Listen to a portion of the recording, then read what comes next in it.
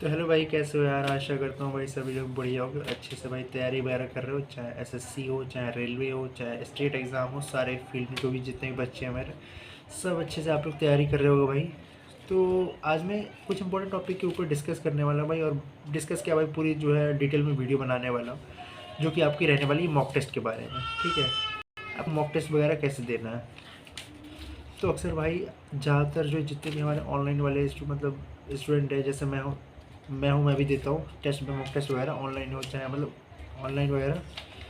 तो लाइव जो भी आपका मॉक होता है ना भाई, सबसे ज़्यादा मैटर ये करता है आप मॉक दे कैसे रहे हो। ठीक है, आप कॉपी पे दे रहे हो या फिर आप किसी शीट पे दे रहे हो। तो अक्सर देखा जाए तो आप शीट पे दे रहे हो, वो ज़्यादा बहुत बेहतर है। क्यों बेहतर है? क्योंकि आप एसएससी का अगर दे रहे हो तो आप एसएससी का एग्ज़ाम देने जब भी जाओ तो आपको ए4 शीट मिलती है। ठीक है ना, ए4 शीट मिलती है आपको। और मैं आपको दिखाना चाहूँगा। ठीक है, तो ये ए4 शीट आपको जो है एग्ज़ाम सेंटर पे आपको मिलती है, और पेन वगैरह जो भी है आपको उसमें मिलता है।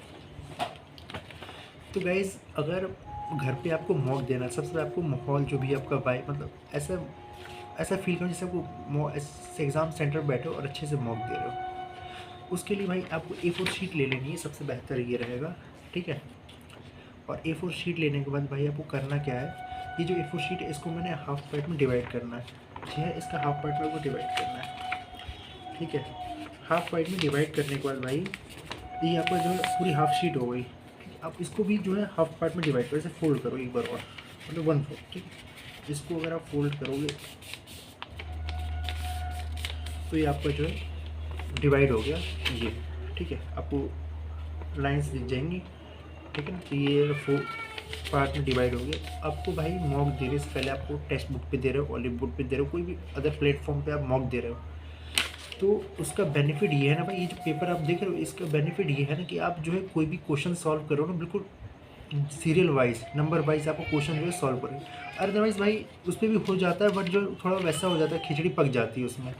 जैसे कि अगर मैं इस पर मॉक दे रहा हूँ पूरे, जैसे देखो शीट दे देते हैं, पूरा मॉक दे रहे हैं भाई इस पर बच्चे, तो इस पर क्या होता है, मिक्स हो जाता है, कुछ पता नहीं चलता कौन सा क्वेश्चन कहाँ से स्टार्ट हो रहा है, कौन सा क्वेश्चन कहाँ पे ख़त्म हो रहा है।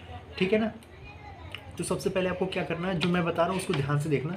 ये जो है पेपर को जो है हाफ फोल्ड कर दिया, फिर उसका भी हाफ कर दिया 1/4 में, और उसके बाद ये ऐसा बन जाएगा भाई। ठीक है, ऐसा दिख रहा होगा आपको। और इस पर क्या करना है, मॉक देने से पहले आपको ऐसा कर लेना इस पेज को। और इस पर मैथ का हो, रीजनिंग का, अगर आप रीजनिंग का मॉक दे रहे हो ना भाई, तो आप सिर्फ इसको जो है हाफ पार्ट में करो, वो ज़्यादा बेहतर है। क्योंकि कुछ क्वेश्चन होते हैं जो लॉन्ग होते हैं, आपको सॉल्व करने में प्रॉब्लम आ सकती है। जैसे डायरेक्शंस के हो गए, और सीटिंग अरेंजमेंट हो गए, और काफ़ी सारे ऐसे जो लॉन्ग क्वेश्चन होते हैं जो आपको हाफ पार्ट में डिवाइड करना है, मतलब हाफ पार्ट में करना ज़्यादा बेहतर है। मैथ्स के करो तो आपको हाफ पार्ट में कर सकते हो, बाकी 1/4 में भी कर सकते हो, ऐसे ये भी ज़्यादा सूटेबल है। ठीक है, तो मैं कहूँगा कि भाई 1/4 में कर लो मैथ्स के लिए, बाकी रीजनिंग के लिए आप सॉल्व करो तो ऐसे कर लो। ठीक है ना, चल इतना समझ आ गया आपको। और उसके बाद क्या करना है भाई, नंबर वाइज जो है आपको क्वेश्चन सॉल्व करना है। जैसे एक सेकंड मैं दिखाता हूँ, मैंने अभी मॉक दिया था आपके लिए, मतलब समझाने के लिए मैंने मॉक दिया था। तो ये मैंने मैथ्स का मॉक दिया अभी। ठीक है, नंबर वाइज दिया मैंने। जैसे मैंने क्या करा, ये आपको दिख रहा होगा, देखो जैसे दिख रहा है। तो मैंने क्या करा है इसमें, जैसे क्वेश्चन सॉल्व को स्टार्टिंग से मान लो 21 से क्वेश्चन स्टार्ट कर रहा हूँ मैं। 21 के क्वेश्चन सॉल्व किया, और जो क्वेश्चन मुझे सॉल्व कर लिए उसके बाद लाइन ड्रॉ कर दिए। जैसे क्वेश्चन जो है एंड हो गया, ख़त्म हो गया सेशन इसका।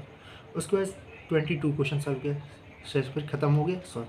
फिर नीचे एक और लाइन ड्रॉ कर दी, मान लो ये क्वेश्चन कंप्लीट हो चुका है। ठीक है ना, दैट्स इट।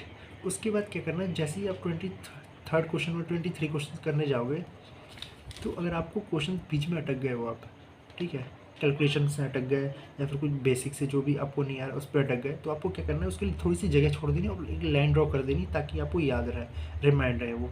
और उस क्वेश्चन के आगे थोड़ा स्टार मार्क कर लो, जिसे आप लास्ट में उसे देख सको। अदरवाइज कोर्स टेस्ट में टेक्स्ट बुक हो चाहे ऑफ मतलब ऑनलाइन टेस्ट आप दे जाए, तो वहाँ पे एक मार्क रिव्यू का ऑप्शन आता है, सब कलर वो कलर चेंज हो जाता है, बाकी सब ग्रीन रहता है। जो लेफ्ट करोगे रेड, और जो मतलब मार्क रिव्यू के लिए करोगे तो वो येलो हो जाता है। ठीक है, और इस सीट पे आते हैं। तो इस पर जो क्वेश्चन आपको नहीं आ रहा है उसके लिए थोड़ा जगह छोड़ो। जितना आ रहा है कैलकुलेशन अगर आपको नहीं समझ में आ रही तो उसके लिए आपको जगह छोड़ देना है। और जगह छोड़ने के बाद आप सारा अटैम्प्ट करो। अटैम्प्ट करने के बाद लास्ट में सेकंड राउंड में ये आपको देखना है कि भाई आप कैलकुलेशन कहाँ पे रह गई, उसको दोबारा से सॉल्व करो। काफ़ी, क्योंकि अगर आप पूरी शीट पे करते हैं ना भाई तो मिक्स हो जाता है, वो मिक्स हो जाता है, जिससे आपको समझ में नहीं आता कि भाई कहाँ पे आपने छोड़ी थी, कहाँ पे आप दोबारा शुरू, तो क्या करते हो आप उससे दोबारा शुरू से दोबारा अटैम्प्ट करने जाते हो, जिससे आपका टाइम मैनेजमेंट जो है ख़राब हो जाता है, टाइम कम पड़ जाता है, और तब टाइम निकल जाए आप उस क्वेश्चन को सॉल्व नहीं कर पाते और रह जाता है आपका सिलेक्शन उसी क्वेश्चन की वजह से, चाहे कुछ क्वेश्चन की वजह से, जो भी है। ठीक है, इतना समझ में आया आपको?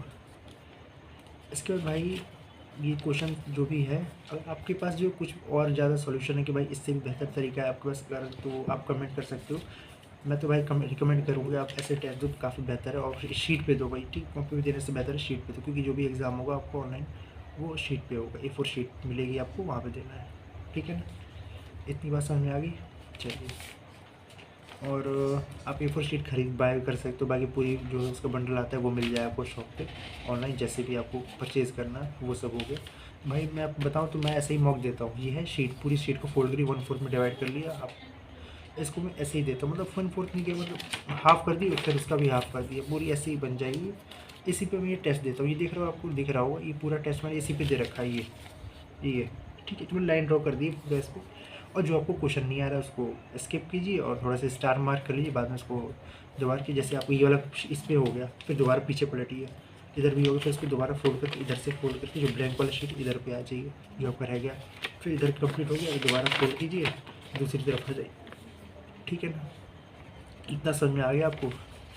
तो देखो भाई, मैं ये था भाई रियल मॉक देने का बेस्ट तरीका। ठीक है, आप इसको एक बार कोशिश करके देखना भाई, ना आपका मतलब अच्छा लगेगा, बेहतर लगेगा, बेहतर क्या भाई, बहुत ही ज़्यादा बेहतर लगेगा आपको अगर आप ऐसे मॉक देते हो तो बस यही है। ठीक है, काफ़ी बच्चे मतलब मॉक देते फर्स्ट टाइम देते हैं तो खिचड़ी पक जाती है, उसमें मिक्स हो जाता है सब, पता नहीं कौन सा क्वेश्चन कहाँ ख़त्म हो रहा है, कौन सा कब क्या कहाँ से कर दिया, नीचे ख़त्म हो गया, वहीं पे दूसरा अगला क्वेश्चन स्टार्ट हो, जो रह गया था पता ही नहीं चल रहा, फिर दोबारा शुरू करना बैठेगा इस क्वेश्चन को।